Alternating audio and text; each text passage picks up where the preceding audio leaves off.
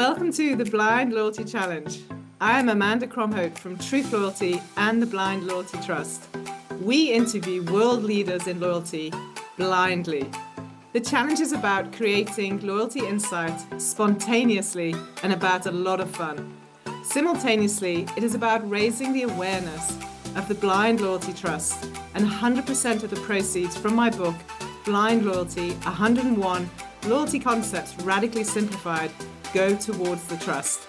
We hope you enjoy the Blind Loyalty Challenge. Today's Blind Loyalty Challenge links Atlanta to Cape Town. We have Jim Umberger. He's also an International Loyalty Awards judge with myself. We're actually on the same panel this year. And he's an AI and data monetization consultant, amongst other things. So welcome, Atlanta. Welcome, Jim, to the Blind Loyalty Challenge. Thank you, Amanda. It's great to see you again. Looking forward to this conversation. Yeah, we joked about it last year at the ILA, at the International Loyalty Awards Gala dinner, and here we are. It's almost a year later, but that's how life takes us. But I think the reason it's taken us so long to connect here is many people may not know this, but you are the first person I've ever met who has survived being hit by lightning, and certainly the first person ever on Blind Loyalty Challenge who survived being hit by lightning. So thank you for everything, that you're still with us and safe. Thanks, Amanda. I appreciate it. I don't recommend damaging your nervous system, is what I tell everyone. But a lot of questions, the question I get most is, did I get a superpower through this experience? And it's very bizarre, but I used to wear both bifocals. And after the accident, my distance vision is perfect. So now I just wear readers. So that's my superpower, I guess, is perfect vision. That's interesting. Yes. Wow. Of course, I'm interested in that because of my eye drama. So it's probably easier to just do LASIK, but... Okay, come, let's get on with the questions. All right. Sorry, that's a lovely sense of humor. Your first question is set by Kim Hardiker from Riyadh Air, and her question is super. She says, we are an industry obsessed with personalization, but are brands really getting it right at all? What's your view on that? It's a great question, Amanda. And, I'm so passionate about this, and I sometimes catch myself and wonder, am I just expecting too much? And the answer is no. And, time after time, we go into different clients, and I'm amazed that they just don't even do basic CRM work right, let alone personalization. I used to tell myself, my team 20 years ago, way back when I was at Starwood Hotels, when we were just starting to send emails. I'm really dating myself now. And I used to say, I want to capture bits of data from our customers and then use it strategically. But we don't want to ask any question until we're ready to use the data. We don't want to ask this big form like you do with a lot of loyalty programs. They ask you all this information to enroll, and then they don't do anything with it. And so, 20 plus years ago, I told my team, we're going to just ask a little bit along the way. And once a week in an email, we would do a question at the bottom. What type of destination do you prefer to vacation in? The things like that. And we drove crazy levels of engagement, but at the same time, we were learning about our customers. And then slowly, we were customizing what we were sending to them. And that's just a very rudimentary, early onset example of personalization. Now, today, fast forward, you've got all kinds of AI suite of tools that can help with this. And I personally still think that most brands across any industry is not doing it well. And I personally think part of it is I don't think a lot of programs are administered well either, frankly. I always tell people program design is only half of the equation. The other half is how you market the program and communicate it. And that's where personalization falls flat.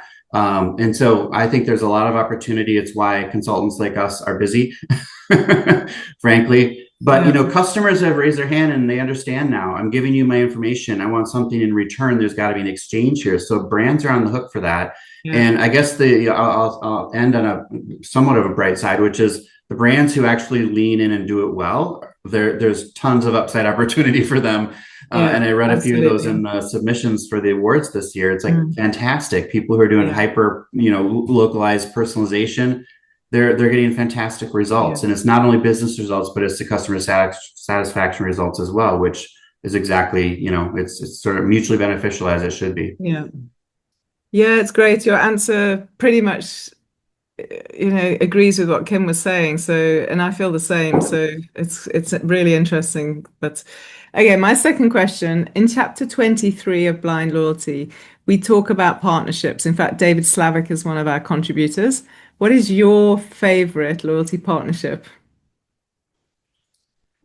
Oh, that's an interesting one. I was reflecting on that this weekend, and as I was going through the awards and the submissions for the awards, rather, and I was thinking about the fact that partnerships need to be relevant. There are some brands that try to force a partnership, Yeah. and it has to be sort of complementary to the industry, I would have to say.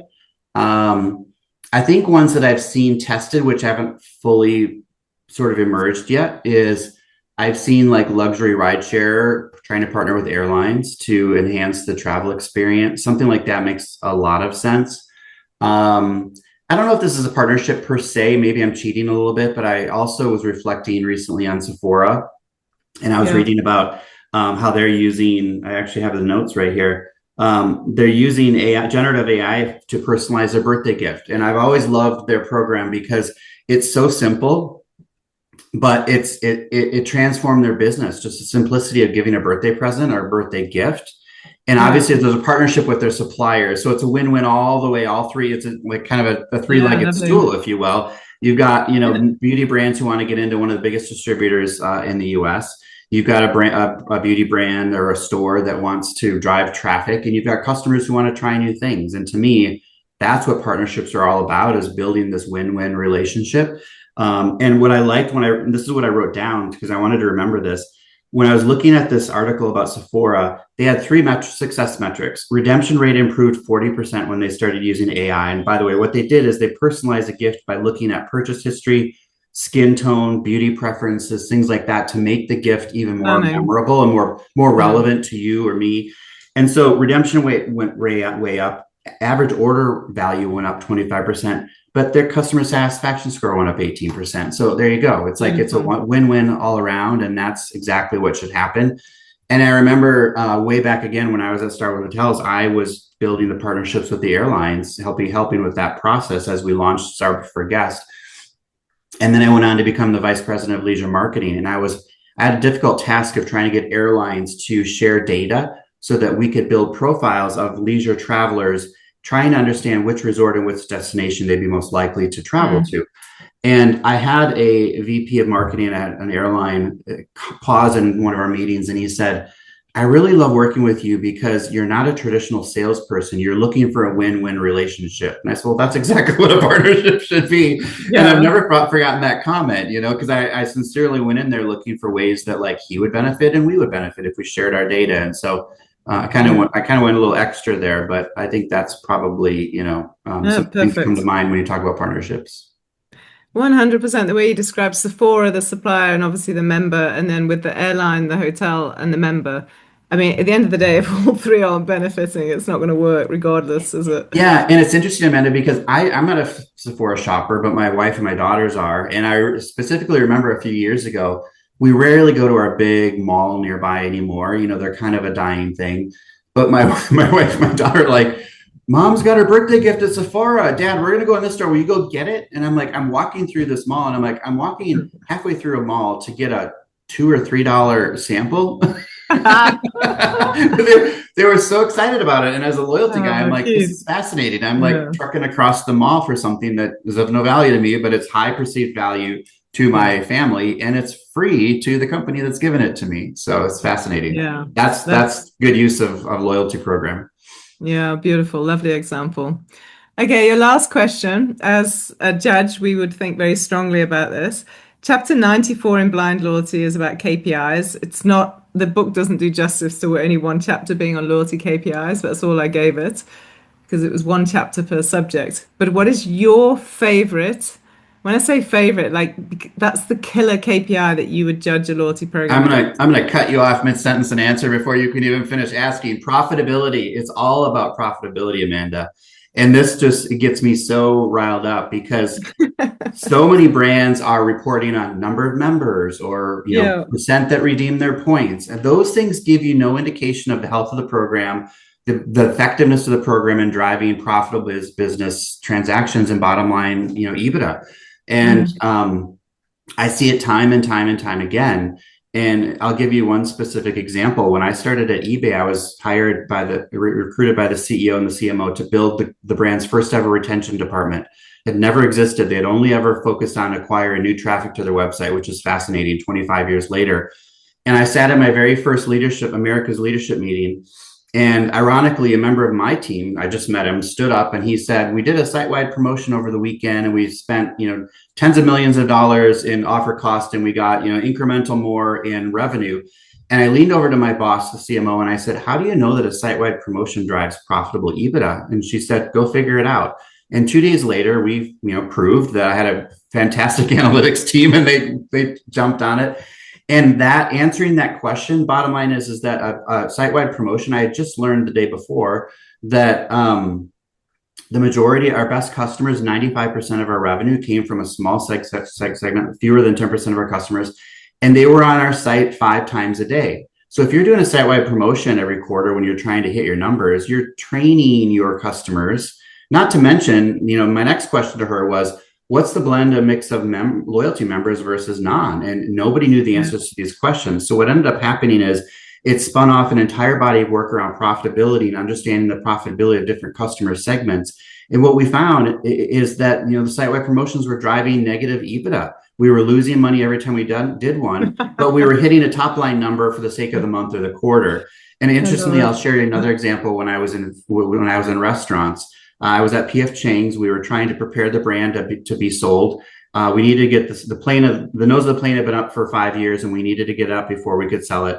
We had a sister brand called Payway, which is a fast casual version of PF Chang's.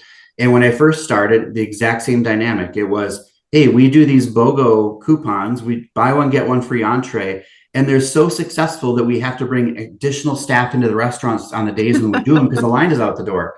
And I said, but a buy one, get one free in restaurants, margins are so slim. Are you driving profitable behavior or not? Nobody knew the answer. And guess what, Amanda?